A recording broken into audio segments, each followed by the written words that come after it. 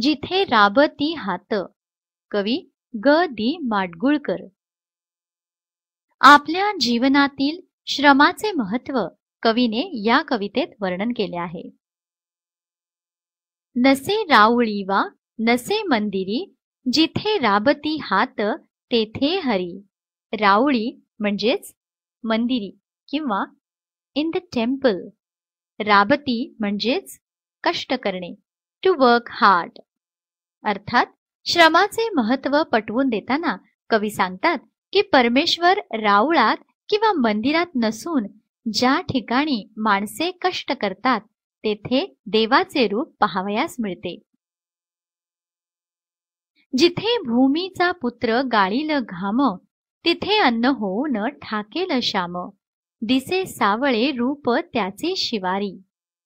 भूमीचा पुत्र म्हणजेच शेतकरी, फार्मर. शिवारी म्हणजेच शेतात, इन द फील्ड.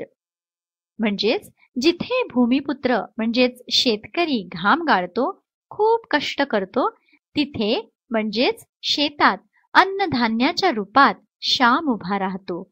त्याचे सावळे रूप आपल्याला त्या शेतात दिसते. नको मंत्र त्याला मुनी ब्राह्मणांचे, तया आवडे गीत श्वासा घणांचे. वसे तो सदा स्वेद गंगे किनारी. घणांचे म्हणजे हातोड्याचे, ऑफ दी हॅमर. वसे म्हणजे राहणे, टू लिव्ह.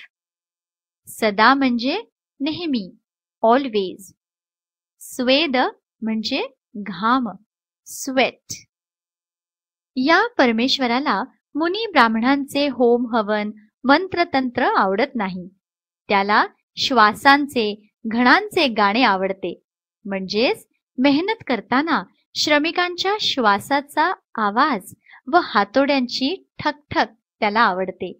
असा हा परमेश्वर गंगा यमुनेच्या किनाऱ्यावर न राहता नेहमी घामरूपी गंगेच्या किनाऱ्यावर म्हणजेच जिथे घाम गाळून कष्ट केले जातात तिथे राहतो.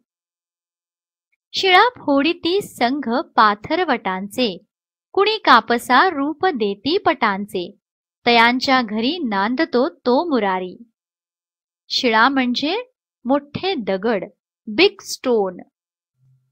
पाथरवट म्हणजेच the one who breaks the rocks और स्टोन्स. कापसा म्हणजेच कॉटन. पटांचे म्हणजेच क्लॉथ. नांदतो म्हणजेच राहतो, टू लिव्ह. कवी म्हणतात, दगड फोडणारे पाथरवट रस्त्यावर दगड फोडतात, त्यांना आकार देतात. तसेच विणकर कापसापासून कापड बनवतात, त्याला कापडाचे रूप देतात. अशा कष्टाळू लोकांच्या घरी मुरारी म्हणजेच कृष्ण आनंदाने वास करतो. जिथे काम तेथे उभा श्याम आहे, नव्हे धर्म रे घर्म ते रूप पाहे. असे विश्वकर्मा श्रमांचा पुजारी. विश्वकर्मा म्हणजेच the one who makes the world.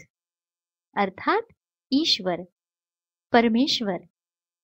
कवी म्हणतात, जिथे काम आहे तिथेच श्याम म्हणजेच कृष्ण आहे. धर्मापेक्षा कर्मामध्ये, घर्मामध्ये त्याचे रूप शोधले पाहिजे. असा हा विश्वाचा निर्माता, सगळे जग ज्याची पूजा करते, तो श्रमांचा पुजारी आहे.